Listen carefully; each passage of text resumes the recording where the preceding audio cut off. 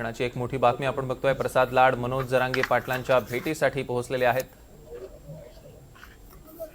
आज आता त्यांच्यात काय चर्चा होते, माध्यमांशी काय संवाद साधतात हे बघणं अत्यंत महत्त्वाचं ठरणार आहे।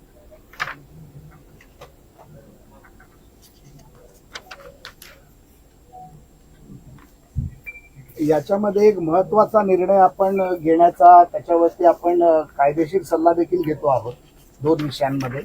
तो एक विषय माझा बोलायचा राहिला जो सातारा गॅझेटच्या बाबतीतला होता।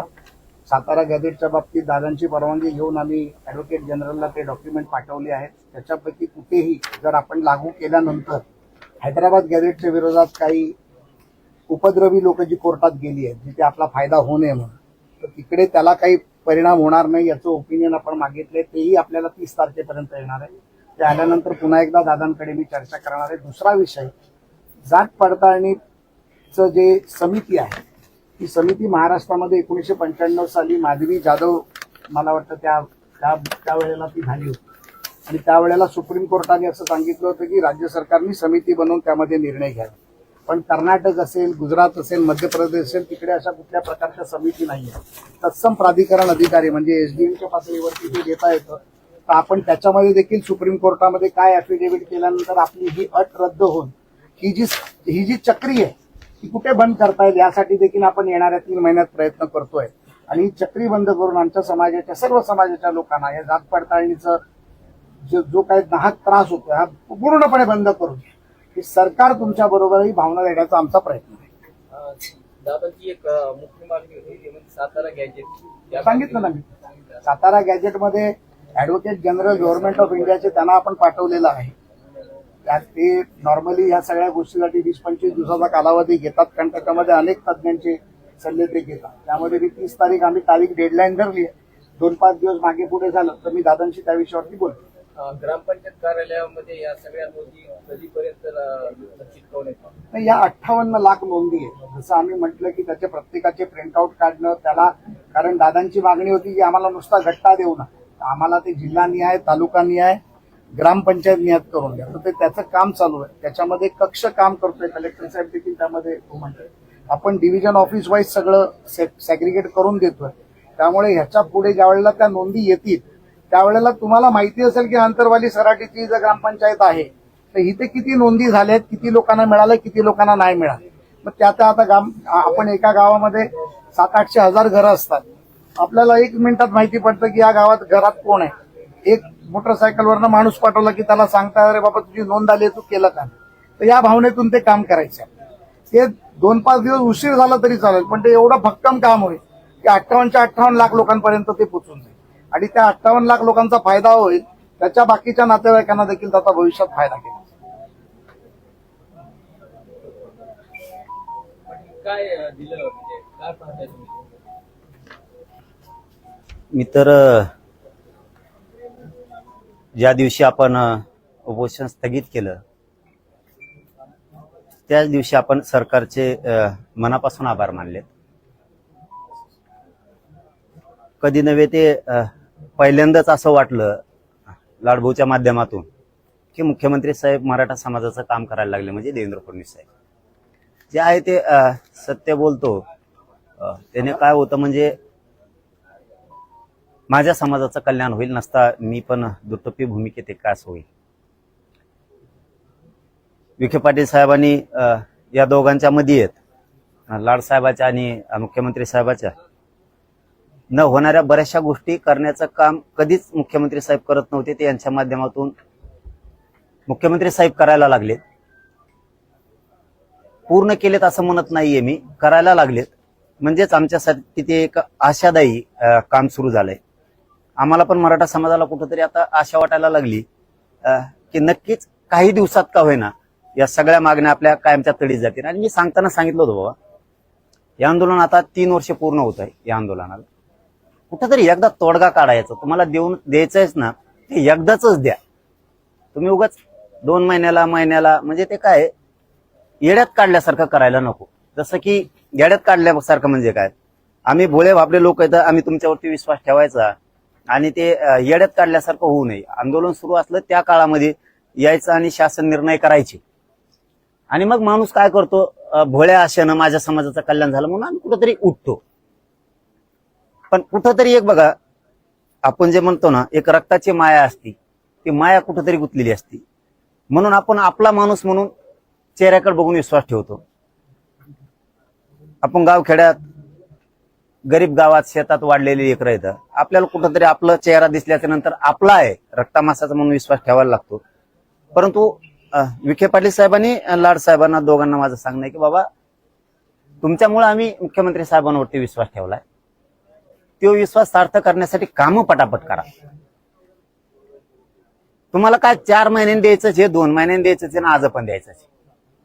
तर मग ते विश्वास संपादन करून घ्या. काय होतं मग ते लय रापिलं ना, म्हणजे राबिलं जर जास्त, तर त्या माणसाला असं वाटतं याने लयच खस्ता खाऊन लयच नड्याला आणून दिलं. जसं की म्हणजे उत्तर लगेच देतोय, जसं की तुम्ही मराठा समाजाला ओबीसी प्रमाणे सवलती लागू केल्या आणि सोयी सुविधासह, म्हणजे ही मराठा समाजासाठी खूप आनंददायी गोष्ट आहे की सुविधासहित तुम्ही पुरवले. ते बी शालेय याच्यापासून तुम्ही मागास प्रवर्गातल्या सगळ्या सोयी सवलती दिल्यात, शालेय शिक्षणाच्या दिल्यात, तुम्ही क्रीडा विभागाच्या पण दिल्यात, तुम्ही तंत्र उच्च शिक्षणाच्या पण दिल्या, तुम्ही वैद्यकीय त्या पण दिल्यात, जो की चंद्रकांत दादाकडे हा विभाग येतो. कृषी, पशुसंवर्धन, दुग्ध या विभागाच्या पण सवलती आणि सोयी आणि सुविधा या पण तुम्ही मराठा समाजाच्या विद्यार्थ्यांना केल्या. त्यामुळे तुमचं कौतुक आहे. रोजगारात तुम्ही, उद्योजकतामध्ये तुम्ही जे आता नवीन निवेदनात सरकारच्या असत्या काही योजना, त्या सुद्धा मराठा समाजाला ओबीसी प्रमाणे सोयी सुविधा पण लागू केल्यात आणि सवलती पण केल्यात. या तीनही विषयात तुम्ही केल्यात. पण काय झालंय बरं का लाडसाहेब, तुम्ही सुविधा दिल्या, सरकार भार उचलणार आहे, गरीब लेकरांचं मराठ्यांचं कल्याण होणार आहे. तुम्ही JR काढलाय 5 जूनला, आज आहे 19 जून. शाळेत 100% आता आमच्याकडून फीस घेतली. म्हणजे आपण जे म्हणतो ना, गोड बोलून येड्यात काढल्यासारखं ना, ते नसावं. जर सरकार सांगतंय इथं की संबंधित प्रशासकीय विभागामार्फत योजनांची तात्काळ अंमलबजावणी करायची, मग अधिकारी मोठे झालेत का सरकारला अधिकारी बदनाम करणार आहेत, याचं उत्तर तरी मला एकदा द्या.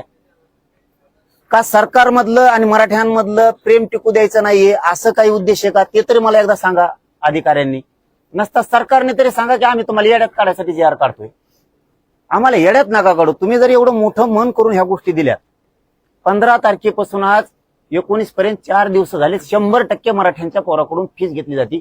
शाळेत जर आम्ही गेलो तर शाळेतले लोक म्हणायला लागले ते सरकारनं आम्हाला सांगितलेलं नाहीये. मग आता हे लाडभाऊच्या कानावरती ही गोष्ट पाहिजे.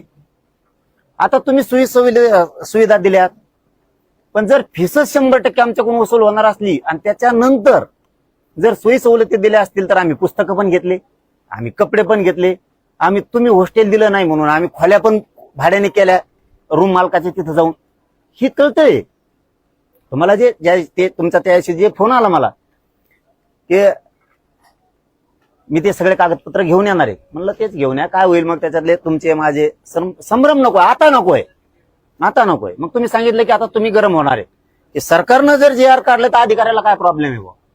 कारण तुम्हाला एखाद्या दिवस ग्राउंड लेवलचं माहित नसेल हे काय चाललंय. प्रत्येक शाळावाला जेवढे विभाग आहेत 100% फीस घ्यायला लागले. आता वैद्यकीयमध्ये फीस भरणार सोपं नाही राहिलं. मग वैद्यकीय आम्हाला, तंत्र शिक्षणावाले आम्हाला सुविधा आणि सोयी देत नाहीयेत, तोपर्यंत आम्ही काय करणार? शिक्षण व्हायला नको जायला. आम्ही गरीब असे येतं. आता तुम्ही त्याच प्रवाहात आलाय, मी आणखीन तुम्हाला मोठेपणा देतो आणि देतच राहणार आहे. हे प्रेम टिकवायसाठी मी तुम्हाला सांगायला, आणि तुम्हाला सांगायचं कोणाला? मग अधिकाऱ्यांना, शाळावाल्यांना, दोघांना मिळून मराठ्यांचा आणि देवेंद्र फडणवीसांचा पुन्हा संवाद होऊ द्यायचा नाहीये का? असा काही डाव आहे का? किंवा असं काही आहे का अधिकाऱ्यांनाच तुम्ही अंमलबजावणीचे तुमच्या विभागांना निर्देश दिले नाहीत म्हणून आम्हालाच येड्यात काढायचं काम आहे, असं काही आहे का? का प्रेम टिकू द्यायचं नाही हे तुमच्यापर्यंत नाहीये माहिती. आता पोरांना काय वाटतं, गरिबांच्या पालकाला काय वाटतं, आपलं पोरग पटकून ऍडमिशन घ्या रे बाबा, सोयी सवलती लागायच्या, तर जर ऍडमिशन गेलं तर पोराची 1 वर्ष व्हायचं, मग ते 100% फीस द्यायला. मग आता आम्हाला सवलती कधी लागू होणार? आमच्याकडून 100% फीस घेतल्यावर, आम्ही 100% पुस्तकं सगळे घेतल्यावर, आम्ही खोल्या तिकडं भाड्याने केल्यावर, कारण खोल्या आता भाड्याने करताना अगोदर त्याला ऍडव्हान्स द्यावा लागतो, ते बघणं चालं. मग म्हणजे पुन्हा आमच्या नड्याला फासच लागला. सरकारने तर एवढं मोठं काम केलं, एवढं मोठं, त्याची स्तुती राज्यात लय भयान होती. ही जी स्तुती होती ना राज्यात खूप मोठी होती की सरकारनं मराठ्यांना पहिल्यांदा एवढ्या मोठ्या सवलती दिल्यात देवेंद्र फडणवीस साहेबांनी, विखे पाटलांनी, मध्यस्थी केली लाड साहेबांनी. आणि मग आता ह्या फीस जर आमच्या भरल्या असल्या तर तुम्ही माघारी द्यायची ऑर्डर करा, आमचे लोक ऍडमिशन घेऊन टाकतील. मी दादा तर तेच सांगितलं, याच्यामध्ये 23 तारखेच्या बैठकीचा विषय मी घेतो, म्हणजे तुमचा पहिल्या विषयाचंच उत्तर तुम्हाला देतो.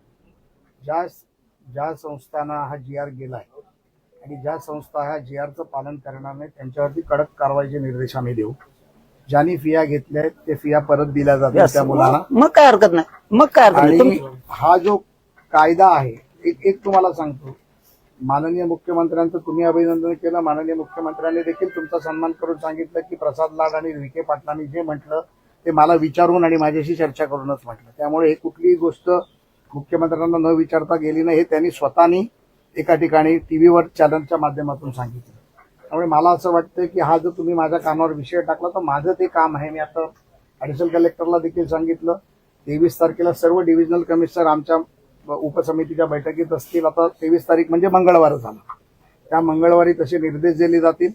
मी उद्या मुंबईत गेल्यानंतर मुख्यमंत्र्याला चहापान आहे, त्या चहापानात हा तुमचा विषय कानावरती घालतो आणि तात्काळ यावर कारवाई करून सोमवारपर्यंत सर्व शाळा कॉलेजला GR पोचेल, ईमेल पोचेल, डिव्हिजनल कमिशनरला तसे आदेश देतो आणि ते आपण करून घेऊ. आणि मुलांच्या फिया म्हणजे ज्या पालकांनी फिया भरल्यात त्यांना देखील त्या परत दिल्या जातील. त्याच्यामध्ये देखील दादा आपल्याला असं वाटतं की काही 5, 50, 100 राहिले तर तुम्ही आम्हाला कळवा, त्या कॉलेजवर दबाव टाकून ते करायचं काम आपण करून घेऊ. हे बघा, आम्ही तुमच्यावर शंका असती तर तुम्हाला सांगितलं असतं, म्हणलं जाऊन दे तिकडे, येड्यातच काढाले. शपथ मी थोडा येडा आहे मराठ्याचा, मी लगेच म्हणलं तुम्ही येड्यात काढाले, हे तुमचं दप्तर आणि तुम्ही आणि मी माझा धंदा बघतो काय करायचं. मी खरं सांगतोय, कारण मी शाळेवरती 2 दिवस, ते पण तुम्हाला मीडिया समोरच सांगतो, कारण काय असतं आपलं क्लिअर टायटल राहिलं पाहिजे. तुम्हालाही डाग नको, आम्हाला पण नको. आम्हाला की तुमच्या पक्षात असल्यामुळे तुम्हाला डाग नाही लावायचा आणि तुम्हाला येड्याचं नाही काढायचं. जरी मुख्यमंत्र्यांनी नाही केलं तरी तुम्हाला शब्द आहे मीडिया समोर, आम्ही कधीच म्हणणार नाही की लाड साहेबांनी आम्हाला फसवलं, कधीच म्हणणार नाहीत.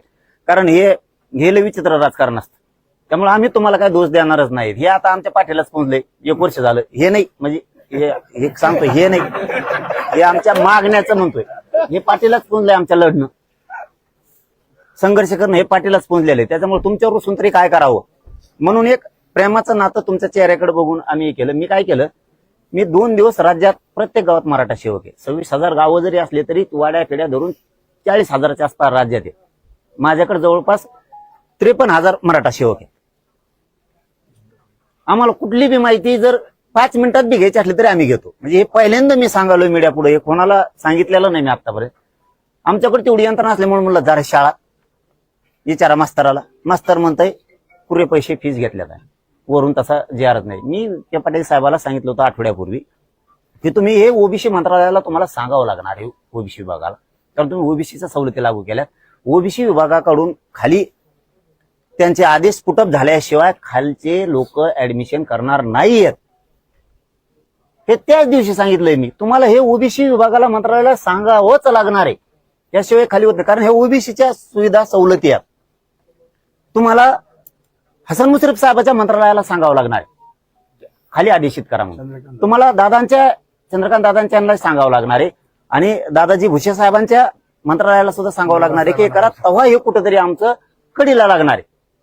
नसतं हे सोपं नाहीये. मग एवढं हे आमच्या होऊन जाईल 5 वर्षाचं शिक्षण, 1 वर्षाचं शिक्षण तरी लागू नाही व्हायचं, तोवर आम्ही संपून जाऊ आमचे विद्यार्थी. म्हणून आता तुम्ही सांगितलं फीस वापस देईन, त्याच्यामुळे आमचा तिथं बी काही त्यातली अडचण नाही राहिली. फक्त आता ते सातारा संस्थांचा जे विषय राहिला ना तो लवकर मार्गी लावून घ्या. तो तुम्हाला म्हटलं दादा ना, आपण ते तुम्हाला विखे पाटील साहेबांनी देखील मागच्या आठवड्यात ते सांगितलं, एजीकडे ओपिनियनला पाठवलं आणि 30 तारखेपर्यंत त्याची वेळ घेतली. आणि त्यांचं असं म्हणणं पडलं की बऱ्याच विषयावर याच्याशी चर्चा, अभ्यास, अनेक लोकांची चर्चा करावी लागेल. ते आल्यानंतर तात्काळच आपल्याकडे पुन्हा एकदा विखे पाटील साहेबांनी आम्ही येऊ.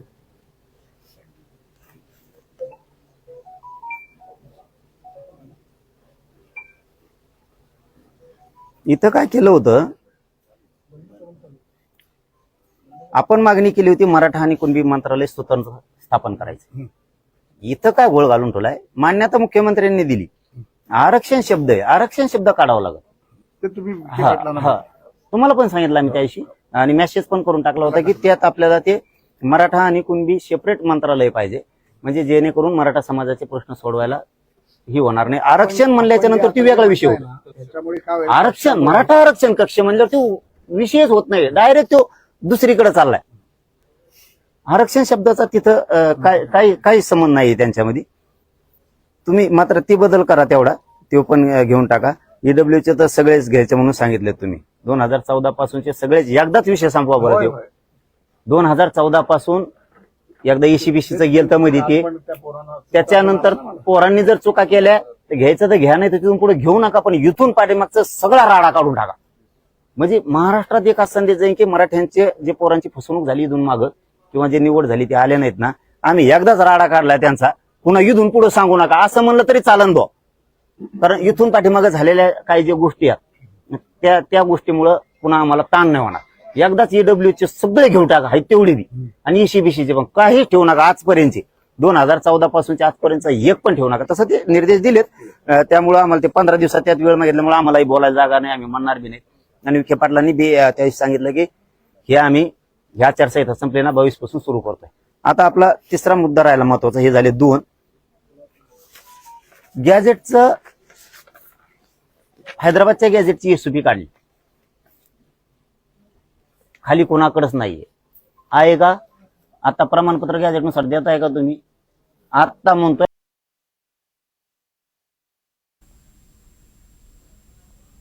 तर आपण बघतोय लाड मनोज जरांगे पाटलांना भेटलेत आणि सोमवारपर्यंत शाळा महाविद्यालयांना आदेश जातील असं त्यांनी म्हटलंय. GR बाबतचे हे आदेश जातील, GR पाठवले जाणार आहेत असं लाड म्हणालेले आहेत. येत्या सोमवारपर्यंत ही सगळी प्रक्रिया पूर्ण होईल. आणि सोबतच आज जरांगेंनी मुख्यमंत्री देवेंद्र फडणवीसांचे सुद्धा आभार मानलेले आहेत. मराठा समाज सरकारकडे आशेनं बघतोय असं जरांगे म्हणतायत. पण त्याच वेळेला ते अनेक मुद्दे सुद्धा उपस्थित करतायत. आपण बघितलं आता सुद्धा एक नवीन मुद्दा घेऊन लाड यांच्याशी संवाद साधत होते. लातूरला गेलाय. हा, तर मराठवाड्यातल्या आडनावाचे जिथं असतील त्यांना आता द्या. उदाहरणार्थ एखादा जगताप आहे, तो जगताप आता धाराशिवला आहे, पण तो आता राहायला गेलाय संभाजीनगरला उद्योग व्यवसायाच्या निमित्तानं. कुणी संभाजीनगरचा आहे तो पुण्याला गेलाय, कुणी संभाजीनगरचा नांदेडला गेलाय, हिंगोली परभणीत गेलाय, लातूरला गेलाय, बीडला गेलाय, जालन्यात गेलाय. तर मराठवाड्यातले माझ्या सगळ्या बांधवांना मला सांगणं, मी लाडसाहेबांसमोर सांगतोय, त्यांनी सांगितलं अर्ज करायचं. मी त्यांना विचारल्याशिवाय करायला सांगणार नव्हतो. मी हे मराठा समाजाला सांगितलं होतं, पण आज जाहीरपणाने सांगतो, आपण हे आम्ही सुद्धा आपल्या सोशल मीडियावरती सगळे व्हायरल करणार आहेत. यानुसार अर्ज करायला सुरुवात करा. आणि ज्यांच्याकडे नोंदी नसतील त्यांनी शपथपत्र पण याच्यात दिलंय, ते शपथपत्र घेऊन त्या आधारे अर्ज करा. मग तिथून पुढे सांगूयात आपण सुद्धा की निघाले नाहीत म्हणून. आधीच आपण पण म्हणू शकत नाहीत की हैदराबाद गॅजेटनुसार कुणबी प्रमाणपत्र निघाले नाही असं म्हणू शकत नाही. हे मराठा समाजाने समजून घ्यावं. ही सुरुवात उद्यापासून आता करा, म्हणजे हा प्रश्न आता हैदराबादचा मार्गी लागलायच. याचा अर्थ असाच आहे, आता SOP नुसार आणि अर्जानुसार तुम्ही कुणबी प्रमाणपत्र द्यायला, म्हणजे हा विषय मार्गी लागला. आता विषय सातारा संस्थांचा चालला होता आपला, तर त्यांनी सांगितलं की आता आम्ही ते मागून घेतलंय आणि अभ्यासाला चालवलंय. कोल्हापूरचं आपल्याकडनं आज मी घेऊन जातो. ठीक, कोल्हापूरचं पण ते मार्गी लागतंय. आपण जे छत्रपतींकडनं जे घेतलं हा, त्याचं मला कागदपत्र तुम्ही दिले, मग मी ते 23व्या बैठकीत ठेवतो. म्हणजे आज 3 विषय मार्गी लागले असं मी समजतो. आज पहिला म्हणजे सरकारनं आपल्या देवेंद्र फडणवीस साहेबांनी, विखे पाटलांनी आणि मध्यस्थी लाडभवनी केली. मला वाटतं ही गोड जे म्हणलं जातं ना, ही गोड शेवटपर्यंत जावा. त्रास होणार आहे हे पण लक्षात असू द्या, त्रास होणार आहे. तुमचं ते क्षेत्र वेगळं होतं, हे क्षेत्र वेगळं आहे, पण एक मन आहे पूर्वीची. बिनकामाच्या लोकात वेळ बर्बाद करायचा नाही, अशी एक श्रीमंतात मन आहे. आपल्या लेवलच्या लोकात आपण वेळ द्यायचा, वेळ बर्बाद नाही करायचा. आणि मी नेमकं त्याच्या उलट करतोय. मी गरीब लोकात टाइम देतो, तिथं वेळ बर्बाद करतो, कारण मोठा करणाराच ते तुम्हाला, आम्हाला, सगळ्याला. ती मन तुम्हाला मोडायची. आपण म्हणतो ना, तुम्हालाही कोणी म्हणत असतं काय पळवतो रे, त्यांच्यात पुढे टाइम वेस्ट करतो रे, म्हणजे एक चर्चा असते ती. पण खरे हेच देव असते गरीब, यांच्यात जितकं जातो ना लगेच ह्याच लोकात खरं देव पण असतं गरीबात. त्याच्यामुळं तुम्हाला हे आता लय त्रास होणार आहे, मध्यस्थीचा त्रास एवढा होणार आहे. तुम्हाला नाही झाला, फुकट निवडून आलात तुम्ही, हसतात काय? ही खूप त्रास होणार आहे. ते एकदाच मध्ये पडले होते म्हणून म्हणतो, ते दुसऱ्या बारे म्हणले मला नको रे, ते तुम्ही ते तुमचं लफड. कारण हे लय यातना आहेत, ह्या लय यातना आहेत. ह्या जर भोगल्या ना, कुठलची कुठं जाता तुम्ही सुद्धा. हो, माझं एकच म्हणणं आहे यामध्ये, या गरीबाला देव मानूनच मी इकडे आलो, म्हणून आपण समाजाला मानून आलो आणि त्यासाठी माझा अतोनात प्रयत्न आहे आणि माझ्या प्रयत्नात मी कुठे कमी पडलो नाही, हे दादा देखील मान्य करतात. 3 विषय झालेत. पहिला की ओबीसीच्या सवलती सरकारनं दिल्यात, त्यात त्यांनी सांगितलं आम्ही फीस भरल्या तरी वापस देऊ आणि सोयी सुविधा 23 तारखेपर्यंत सुरू होत्या. म्हणजे एक विषय क्लिअर मार्ग निघाला. आपला सगळ्यात महत्वाचा होता हैदराबाद गॅजेटचा, कारण गॅजेटच्या संख्येनुसार कुणबी प्रमाणपत्र देण्यात यावं. तर त्यांनी सांगितलं उद्यापासून अर्ज करा, कुठेही रोखले जाणार नाहीत. माझं लाडभाऊ तुम्हाला सांगणं आहे, मी आता हे शेवटचा शब्द बोलतोय, म्हणजे या विषयात फक्त मला संख्येनुसार हैदराबाद गॅजेटच्या संख्येनुसार मराठवाड्यात प्रमाणपत्र पाहिजे. तुम्ही तर ते दिले नाही तर 29 ऑगस्टला 3 वर्षे आंदोलनाला पूर्ण होत आहे. एवढी मोठी लढाई दीर्घकाळ कधीच राज्यात आणि देशात चाललेली नाहीये. मला 29 ऑगस्टच्या आत काहीच राहिलेलं नाही पाहिजे राज्यातले. 58 लाख नोंदीचे प्रमाणपत्र, तुम्हाला बोलून घेऊन असं बोलायला नाही लागलो मी. 58 लाख नोंदीचे प्रमाणपत्र, त्याच्या व्हॅलिडिटी आहे. 29 ऑगस्टच्या आत काही राहिलं नाही पाहिजे, कारण आमचा हक्काच आहे. आम्हाला पेरू द्या आमचं रान, आम्हाला तळतळू नका, आमचा आता संयम बी ढळून देऊ नका, काहीच नका. आम्ही तुमच्यावर विश्वास ठेवतोय. 29 ऑगस्ट शब्द वापरला मी, लहानसहान नाहीये दिवस, कारण जून जुलै आणि ऑगस्ट 29 म्हणल्यावर 3 महिने आहेत. याच्या आत मला 58 लाख नोंदीचे प्रमाणपत्र, आत म्हणतोय प्रमाणपत्र, त्याच्या व्हॅलिडिटी पाहिजेत. हैदराबाद गॅजेटनुसार ज्या गॅजेटमध्ये संख्या आहेत त्या संख्यानुसार प्रत्येक जिल्ह्यात काय संख्या आहे ते तुम्ही ठरवा. आता मी सांगून दमून गेलोय. आता हे तुम्हालाच फक्त घरचा म्हणून सांगायला लागलो मी आता, की त्यानुसार मला जिल्ह्यात जेवढे तेवढे प्रमाणपत्र द्यायचे सांगा. सातारा संस्थांचा JR काढा लवकर. हे 2-3 विषय जे आहेत आणि केसेसचे, हे जर झाले नाही तर मी शेवटचं आमरण उपोषण करणार 29 ऑगस्टला. माझा नाविलाज आहे, मी तुम्हाला कोणालाही येऊ देणार नाही. मी थकून गेलो, माझं शरीर बी दमदारी नाही. बघा, मी काल दुपारी सुद्धा सलाईन घेतल्या. इतकं माझं शरीर कामातून गेलंय ना, सलाईन लागणार म्हणून आता हाताला दंडाला लावा लागलेत माझ्या. हे माझ्या दंडाला लावा लागले आता, इकडं कुठं लागणार म्हणून. मी तुम्हाला खरं सांगतो, मला माझ्यात लढायची पण क्षमता नाही राहिली, इतकं माझं शरीर खचून गेलंय. मी शेवटचं टेकणार आहे आता त्या दिवशी, कारण 3 वर्ष पूर्ण होते. माझी ऐकण्याची क्षमता नाही राहिली सरकारचं बी. मला तुम्हाला बोलायचं पण नाहीये, मला तुम्हाला नाव बी नाही ठेवायचं, ना शिंदे साहेबाला ठेवायचंय, ना अजितदादांना ठेवायचं, ना तुम्हाला ठेवायचं, ना फडणवीस साहेबाला ठेवायचं, विखे पाटलाला. मी आता हे शेवटचं 29 ऑगस्टला फायनल उपोषण आंदोलन करणार आहे. त्याच्यात जे व्हायचं असेल ते होईल, नसता त्याच्यात तुम्ही मात्र मराठ्यांच्या लेकराच्या डोळ्याचे अश्रू पुसा. नसता मला सहनच होत नाही. आता हे अधिकारी लाबाडकी करतात का कोण करतात मला काहीच माहित नाही, मला काहीच कळत नाही. तुम्हाला जर माझा बळीच पाहिजे असेल ना, तुम्ही 29 ऑगस्टला घेऊन टाका, मला नाही सहन होत. आता मी तळतळीने बोलतोय तुमच्याकडे, तळमळीने बोलतो. माझं शरीर दम धरायला तयार नाही आणि मला ह्या समाजाचं काय दुःख सहन व्हायला नाही. माझ्या समाजाचं कोणी वाटून घेतो. आम्हाला नुसतं मंत्रिमंडळ द्यायचंय तर काय राव विरोध चाललाय तिथं मंत्र्याचा, त्या ओबीसीच्या 2-3. तुम्हाला ओबीसी मंत्रालय दिलं राव, मला माहित होत नाही असं थोडं आहे. मराठ्याला काय करायचं म्हणजे ओबीसी मंत्रालयाचं, त्यांना आहे ना उपसमिती. मग तुम्हाला नाही का बावनकुळे साहेबाच्या अध्यक्षतेखाली उपसमिती? का जळता यार तुम्ही? तुम्हाला काय घ्यायचं घ्या, तुम्हाला हजारो करोड रुपये घ्या ना, आम्ही कोण नाही म्हणतो. माझ्या लेकराला का बघता तुम्ही? आम्हाला नाही का अधिकार प्राप्त? त्यामुळे मला ना माझी लढायची सुद्धा क्षमता नाही राहिली. आता पश्चिम महाराष्ट्रात गेलो मी, आता काय लोकांनी मला प्रेम दिलं राव. त्या सांगा मला 35,000 नोंदी नाही घालत, कराडच्या कम रोखून धरल्या. कमवून सांगा, द्या उत्तर मला त्याचं. मी संतोष पाटील साहेबाला बोललो, कलेक्टर साहेबाला, मॅडमला बोललो, विभागीय आयुक्तांना, देतो उद्या. 8 दिवस उलटून गेले. कधी का देणार नाहीत राव तुम्ही? आमचे ऍडमिशन येत राव. ते आता औषधाचे लोक आलेत कुठे रे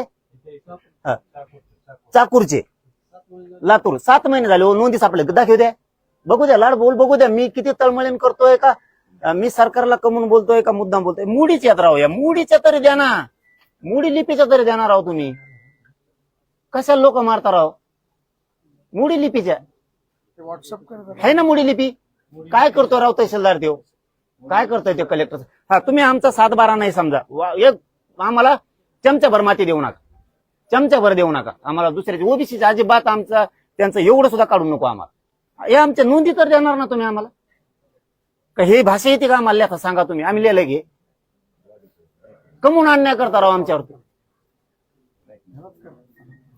स्वामींना फोन लावा यांच्या समोर स्वामीला फोन लावा आरडीसीला बीडच्या अपलोड केल्या का रे त्या सांगा मला कम नाही अपलोड केल्या